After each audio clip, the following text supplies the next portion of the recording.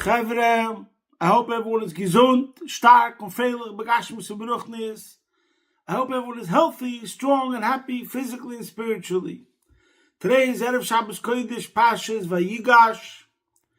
Yesterday, Thursday, was Hey Tevis, a day of victory in Chabad, called the Dan Notzach of the Svarim. There was a court case, and the verdict was concerning the library of Agudas Chassidei Chabad, that the library belongs to the movement. It's not private property of a Rebbe, because the Rebbe himself belongs to the people.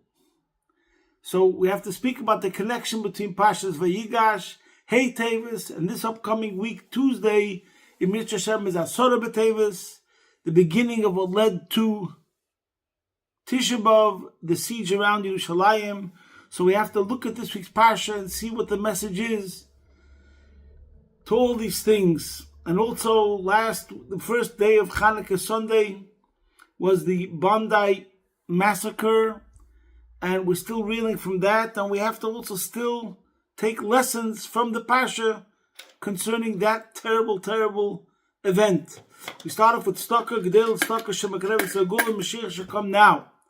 Now we're going to say a prayer, which Chabad does not say this prayer.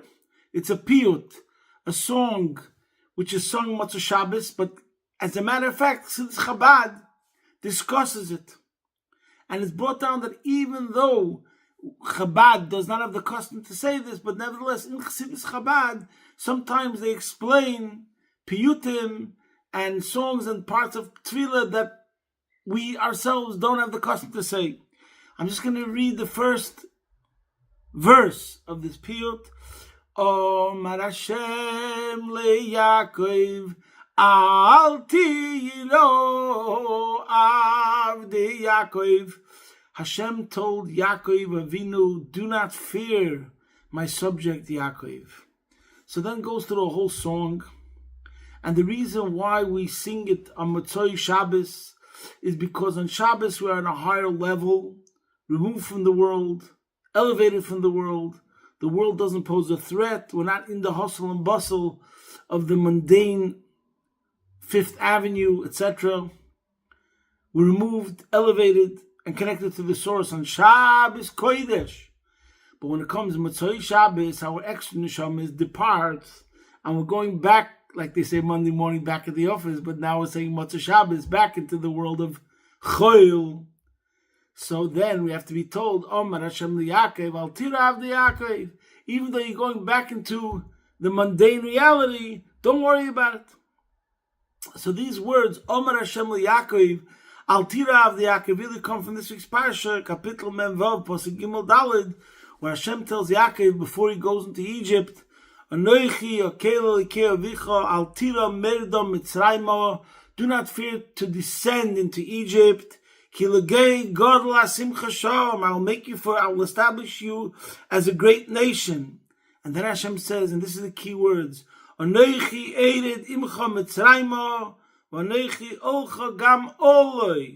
shall descend with you as you go into Egypt. I shall surely bring you up. And therein lies the story of the history of the Jewish nation. There's an ebb and flow, and there's redemption, and there's exile. And for Yaakov Avinu to go from Eretz Yisrael into Eretz Mitzrayim, which was then Ervas Haaretz, it was a very corrupt society. He was very scared to go to Egypt. And Hashem tells him, I am there with you. I'm there with you. And just like now you have to descend for whatever reason, it's part of the vast eternal plan. Nevertheless, which is a double wording of ascending, according to the measure of descent, it'll be a double rise. And that's the story of Klal Yisrael. And this is also very relevant in relation to what happened in Sydney the first day of Chanukah. But first, there's a sikha that I discovered this year, which brought me, I cannot tell you, I was so inspired by this. I cannot tell you. And I'll explain you why. It's a Sikha in Chelik Yud, it's a Rashi Sikha on the following. So I will just read you the Pasuk, and then I will tell you the end of the Rashi Sikha in Chelik Yud, Parshas Vayigash. The Pasuk says, Pare tells Yosef, send gifts to your father to encourage him to come. This is after Yosef reveals himself to his brothers, and he's reunited with his brothers, and they hug, etc. And Yosef sends his brothers back to bring his father Yaakov, and he urges him to come, and he sends gifts. So first Pare says, make sure to send him the best of Mitzrayim, and then the pasuk says, Ola Aviv, Kapitel Mem Hey, pasuk Chav Gimel, Ola Aviv Sholach Kozois. And to his father he sent like this, Asara Chamayrim, 10 donkeys, Noisim Mituv Mitzrayim. They were loaded with the best of Egypt, the best produce of Egypt. Rashi says, what does it mean, Mituv Mitzrayim? And Rashi says, Matzinu b'Talmud, we have found the Talmud, Shasholach Loi, that he sent him Yayin Yoshin, vintage wine. Shadas Kainim Neichaim, and for the minds of the elderly are calm by it. Umedrash Agoda, and a Gallic Medrash says, Grisen Shel Peil, it was split beans. So the Rebbe has old Rashi Sikha asking many questions. After many pages, the Rebbe tells us the message. And in my humble opinion, there couldn't be a more apt, appropriate message to the situation that we're in right now. Whenever in Jewish history we suffer a blow, there's casualties, there's tragedies, there's a setback. The question always is, what now? And now what? There's a time to mourn, and there's a time to grieve. And Torah discusses the length, the Shiva, the Shloshim. But nevertheless, sooner or later it comes to a point where we have to move on. Now, don't get me wrong. Move on means life can never be the same. And move on doesn't mean we ever forget the victims. But it means that we see in the event some meaning and some purpose. Not that it's a reason why it happened, but in order for a Jew, as I mentioned last week, as the Baal Shem Tov taught us, from everything that a Jew sees or hears, there's a lesson in the service of Hashem, so there must be a lesson in this too. And what is the general lesson? And here, in this Rashi, we have the lesson and the message. So the Rebbe brings out, we know first, when it comes to trauma and anxiety, how do we overcome trauma and anxiety? We know without a question of a doubt that the whole episode, the 21, 22 years, where Yosef was separated from Yaakov Avinu, was the most difficult thing that happened to Yaakov in his entire life. And that's what Rashi said last week's Parsha, 2 weeks Parsha, Vayeshev, Bikish Yaakov, Leisha B'Shalva, V'kofta L'V'regzei Shel Yosef. As it's explained in many places, I'm not going to elaborate now. When Yaakov had to deal with the story of Esav and the story of Lavan, he knew what the enemy was, he knew how to interpret the test, the challenge, what it was about. But the story of Yosef, in-house, a personal tragedy, a personal discord, sibling rivalry. And for him, he could never be consoled. And he never got over it.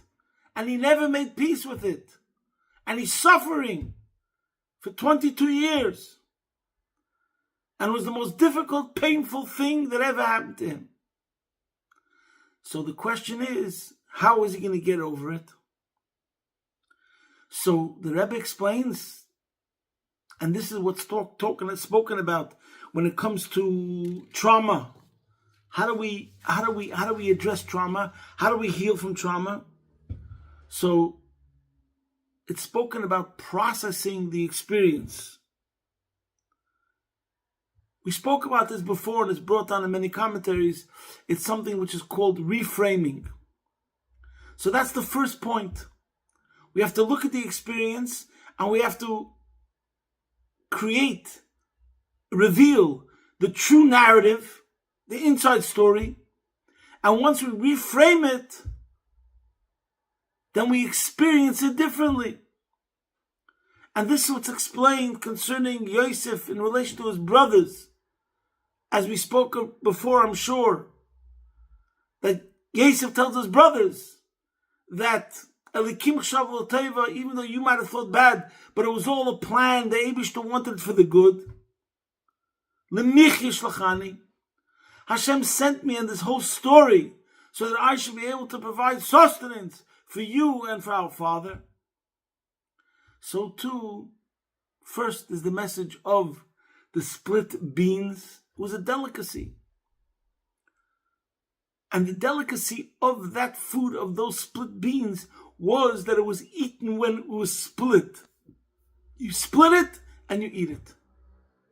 And the Rebbe explains this was the message with the split beans.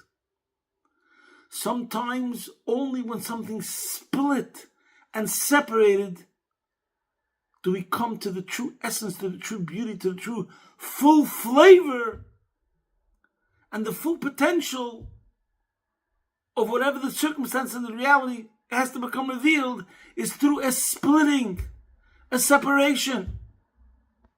These beans, only when they're split are they enjoyed.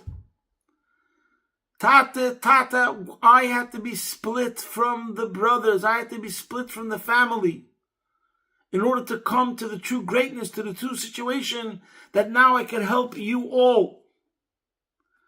And this reminds me of the Gemara. Everyone knows the famous Gemara. It's a Gemara in Pesachim, where the Gemara says, Tzedakah asa Kodesh Baruch Hu, shepizran lebeinu umayis. There's a Gemara there's a pasuk that says, Tzidkis prizoyne b'Yisrael, whatever the literal meaning of the pasuk is. And the Gemara in Pesachim says like this, Omer Rabbi Mai d'chsiv tzidkis prizoyne b'Yisrael. We could translate it to mean Hashem's righteousness in prizoyne b'Yisrael, that He spread the Jews. Tzedakah asa Kodesh Baruch Hu b'Yisrael shepizran lebeinu umayis. Hashem did a kindness that He dispersed the Jews amongst all the nations. So without elaborating, but this is the story, and connecting one to Asara B'Tevis. Asara B'Tevis is the beginning of what would lead to the Churban. And of course, in Giluyim, when we look at the Churban, it's the worst thing that happened. But on the other hand, this is the Gemara, Tzedakah asa Kodesh Baruch Hu, sheprizan lebeinu umayis. There's many interpretations of this. The simple meaning of the Gemara is that because Jews are dispersed all over the world, no one will ever be successful in destroying and annihilating and erasing the entire Jewish nation, because there will always be Jews everywhere, and no emperor, no ruler controls the entire world, so therefore there will always be a Jewish nation. That's the Parshas Pshat in the Gemara. According to Chassidus, guess what? By dispersing Jews all over the world is really the beginning of Mashiach, because the real Mashiach, the ultimate redemption, is going to be when the entire world, the whole world, will be Lasas Le'izbarach Dira B'Tachtonim. The entire world will be made a home for Hashem. The only way the entire world, New Zealand, Pakistan, Afghanistan, Turkey, Morocco, wherever, whatever, is going to be elevated is if there are Jews all over saying a pasuk, elevating the sparks. So therefore, Tzedakah asa Kodesh Baruch Hu sheprizan lebeinu umayis, only by having Jews all over the world, elevating the world, is the world going to be made a dira lo yizbarich, a dwelling place for Hashem, which will bring about the Gula Mitzvah Shlema, the entire purpose of creation. And the other explanations. So here we see clearly a Gemara that says, Tzedakah asa Kodesh Baruch Hu shepizran, being split, being separated, was a kindness. And this was the message Yosef gave to his father with the split beans. But what really got me excited was what the Rebbe explains about the Yayin Yoshan. And the Rebbe says two things. The Rebbe says the first message is, it comes behemshich in continuation, what it said in last week's Parsha, and I think this is amazing. I'm sure I spoke about it once before, that it says that when the brothers were together with Yosef, before they knew he was Yosef, but the first time when Yosef brought, when they brought Binyamin, it says, Vayishtu vayishkeru imoi. They drank and they got drunk. So you have to say that it meant that we're talking about tzaddikim. And it means that the very fact itself, that the very thing itself that our brothers are reunited, even if they didn't even realize it, but the Eibishter made it in such a way that they should all say l'chaim, l'chaim. There's nothing greater, there's nothing more important, there's no greater cause for celebration when brothers are reunited with Yidna Ba'achtus. And therefore the Pasuk says such a strong, powerful term connected to Simcha, Vayishtu Vayishkeru. My friends, there's no greater cause for celebration than when brothers are strong and united together. So that was the last week's Parsha. Now, the Rebbe explains that Yosef, who knew from himself that he didn't drink wine for 22 years, and that's what Rashi brings out over there when it says Vayishtu Vayishkeru imoi, that the brothers didn't drink wine for 21 years, 22 years. Yosef didn't drink wine for 21, 22 years. So Yosef figured that my father definitely didn't drink wine because he was in a state of mourning. So the message over here with the wine was that the time for grieving is over. Let the good times roll. Let the good times begin. Say l'chaim. Drink wine. You could start drinking wine now. It's a time for a celebration. That's one point of the message. So here, according to the Rebbe, is a hemshech from the Vayishtu Vayishkeru that happened before the Yosef drank wine for the first time when he was reunited with his brothers. So too, Yosef was sending a message to his father. The period of grieving and mourning and anxiety and trauma is over. We're getting together. I'm sending you this wine now. You could start saying l'chaim now on the way to Egypt because you're going to be reunited. I am alive, you're alive, etc. That was the first message. The second message is so unbelievable. The Rebbe says another message was that Yosef was sending the wine. He didn't drink wine, but he stored the wine. This wine, Yayin Yoshan, that Yosef sent Yaakov, was wine that Yosef had preserved from the beginning, and lepit and taten, every single day that he separated from his father, he's aging wine, preparing the wine for the one day when he'll be able to drink the wine. So he's longing, he's pining, he's yearning for his father every single day. And not only that, has betochen, he has trust in Hashem that the day will come when he'll be able to drink this wine. And this is the wine that he sends Yaakov. He says, you see this wine? This wine is aged because I always kept my betochen, my trust in Hashem, that this day will come. Now to me, this is such a phenomenal message. Here we have a Ma'aser Rav, a demonstrative story, where a person does a physical act. He makes a keli, he makes a vehicle in this physical world, which is a testimony and a demonstration of his betochen in Hashem. And there's many stories like this. Somebody goes to the Rebbe, and the Rebbe gives him a bracha, he should have a child, and then the person has, should I buy a crib? Buying the crib would be like a sign that he has, there's no question about it. I'm definitely going to get a child from the bracha of the Rebbe, the question is only when, so I might as well buy a crib right now. And so on and so forth. There's many stories that bring out this point of, I know also, for example, there's a hira from the Rebbe. Let's say a younger child gets engaged and gets married before an older child. There's many different circumstances, but one of the regular stories is that the Rebbe would say you have to ask permission to get reshus from the older sibling, and obviously the older sibling is happy and they give reshus, but at the same time, I don't remember the exact wording, but I know this for a fact, is the Rebbe would say that the sibling which is getting married should put aside like $50 or $100 as this is the present for my older sibling when they will get engaged. So we're making a physical keli, a vehicle, an instrument through which the blessing that the older sibling should become engaged as soon as possible. We're already making something in the physical world, the physical reality, that already establishes it as a fact. So I'm saying this is a source in Torah, according to the Rebbe's learning Pshat, that this Yayin Yoshan, that Yosef sent Yaakov, was a demonstration of B'cho Hashem.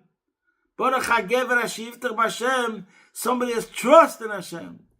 But trust, real betochen, is connected to doing something in the physical world, which reflects that you have this betochen. So what do we have? We have over here, as I said before, what now? What now, number one, is reframing. Seeing everything, giving it meaning and purpose. What is the meaning and purpose connected to Sydney? That we are going to be stronger. Whenever there's a concealment, it's only to make us stronger. As the Pasuk says, in Judaism, there could be a split, there could be a separation, but only through the split and only the separation, that's the way the system is now until Mashiach comes, we will get stronger. That's number one. And that's a message that has to always be given no matter what the circumstances, and not as an excuse, but as a reality. You should know that this is going to make us stronger. That's a fact, and that's Jewish history. So that's number one. That's the message of the split beans. The second message is that even though this something which was terrible in this morning, but the end has to always be simcha. There were so many talks that the Rebbe spoke, and he was crying and crying about Golus, and every single time the Rebbe will say, yeah, but we still have to be with simcha. And the same thing over here. Yosef is sending Yaakov the message, it's time to say l'chaim. We're crying, we're grieving, we're in Golus, but we still have to be with simcha. Let the good times roll. Let the good times begin. Amen. Kein yehi ratzon. There should be no more pain for no Jew. And finally comes the message of betochen. Trach gut wird sein gut. The Rebbe speaks in many places the difference between betochen and emunah. I don't want to get into it now, it's a long subject, but one point is that emunah is referring to la'achar ha'maisa. After something happens already, it's already after, so then you have to have emunah that it was all for the good. Everything Hashem does is for the good. Ein ra yored mamayla. No bad comes down from above. Kol ma'adav d'rachmana l'tavav. Whatever Hashem does is for the good. But that's after something happens. Before something happens, betochen is before. Someone once said, emunah is acceptance, and betochen is expectance. So trust means that we have to have trust that things will be good. This is good. It's good and it's only going to get better. And the merit of that betochen, as the Rebbe says in many places, that's the whole real meaning between trach gut vet zayin gut. In the merit of that betochen, that creates the schar that Hashem gives us, that this becomes the reality. And so too in the story of Yosef, he had betochen. It took a while. It took 21 years. Sometimes you have to have patience. I hope our betochen will help us immediately. Mashiach should come now. But this is the story of the Yayin Yoshan. He put away the Yayin when he had firm betochen that one day he'll be reunited with his father. And this is the connection to Hey Tevis. I was a bacher still. Hey Tevis Tavshim Mem Zayin. I think this was January 1987. And everyone knows that the joy of Hey Tevis was unbelievable. For a week, celebrating, dancing, and the Rebbe said a sikha every single day. So it was literally the story of Yosef that he stored the wine, and it was Yayin Yoshan in Crown Heights. All the houses, homes, and the Bachram in Yeshiva were buying mashke from the beginning when the Rebbe started speaking about the Svarim, which was 1985. Yud Beis Tammuz, Tovshim Mem Hey. And then the court case started. Yutes Kislev, Tovshim Mem Vov. And the Lubavitch Chassidim had betochen. They kept on buying mashke, and they stored it in the closets, and people were storing up mashke for the day of the Dan Notzach, which would definitely come. Really, I'm telling you, mamish, what happened. And then when Hey Tevis happened, the Dan Notzach, there was an outbreak of joy like never before seen in my lifetime. Mi sheleiro simchas Hey Tevis leiro simcha b'yamav. It was something that cannot be explained. It shows in the relationship of a chassan and a Rebbe that we saw the Rebbe's pain and anguish for almost 2 years, a year and a half. So when there was the Dan Notzach, it brought out the joy which was unimaginable. And the dancing and the singing for an entire week, it was like Mashiach was here. But what happened was that all the Yayin Yoshan that was stored, and the people kept on buying more and more Yayin for the Simcha, which will be Trach gut, Vet Zayin gut, Baruch HaGever HaShiyiftach B'Hashem, and the Betochen paid off, and Baruch Hashem, we had this celebration of the Dan Notzach. So the Rebbe should help. We should take all these messages, see always the redemptive angle, and what it demands from us to be more active. As the Rebbe spoke in the story of Hey Tevis, we should be more active in promoting Yiddishkeit, in being proud of Yiddishkeit, promoting Torah, promoting Chassidus. And as the Baal Shem Tov was promised, Amos Haikosi Mar, when is Mashiach coming? The Baal Shem Tov asked Mashiach, when are you coming?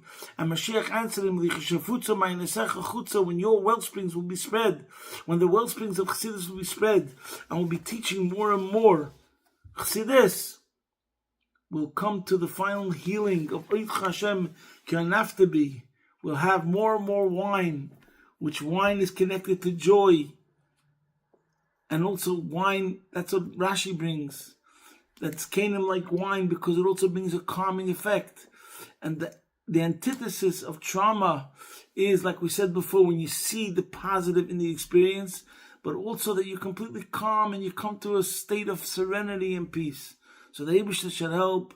We should come to the ultimate pod, the B'Shalom Nafshi, Mikrovli, the Gula Mitzvah Shleimo, take it from Yad, Mamish, posting from my home, Be'ez Hashem Yisbarech, your man in Melbourne.